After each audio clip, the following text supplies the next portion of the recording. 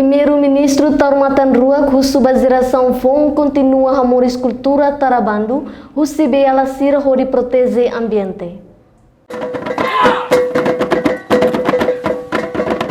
Primeiro-Ministro Taurmatan Ruak Hato Idane durante o discurso vai participa em cerimônia celebração aniversário ambiente Badala Lima e salão auditório Kairala Sanana Gusmão, Ministério Finanças Aitara Clarandili, segunda-feira semana né. Geração atual, da bela lua de São Bela Siranian.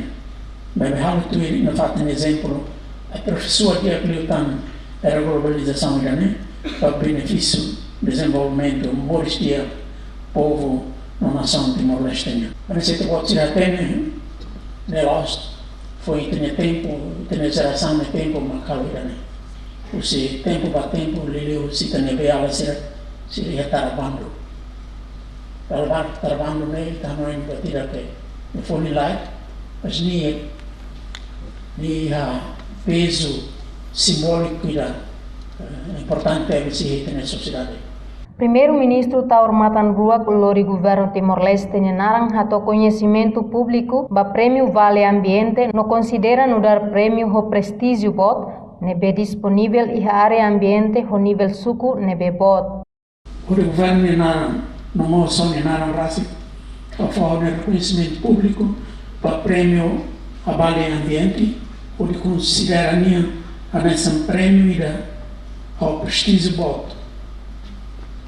Nebe disponível em área ambiente no nível suco a muito ato de mano reserva é território nacional também. For conhecimento público é prêmio né também entre suco ato de mano reserva halo na competição nebe a avaliação rigorosa deve estudar parâmetro UN nebe baseia a responsabilidade e a qualidade na criatividade no mérito nessa parâmetro ambiental, parâmetro de desenvolvimento econômico sustentável, parâmetro de governação na liderança ambiental, no parâmetro de inovação no desenvolvimento sustentável. Lorong ambiente no dar data ida nebe convida emohotu halo reflexão com a basaída mak acontece ona no ba futuro. No dar estado no cidadão atu imporciona no sensibiliza prevenção estragos ba meio ambiente. Artigo nen a linha F husi Constituição da República estabelece hateten estado ne objetivo atu protege meio ambiente no preserva recurso natural sira. Tambah cidadão hotu ia direito a tumores e ambiente saudável, no utiliza recurso natural nebe disponível, bania sobrevivência no dar povo no nação. Reportagem Ada Xaviera, Zermandina Xavier, Televisão Timor Post.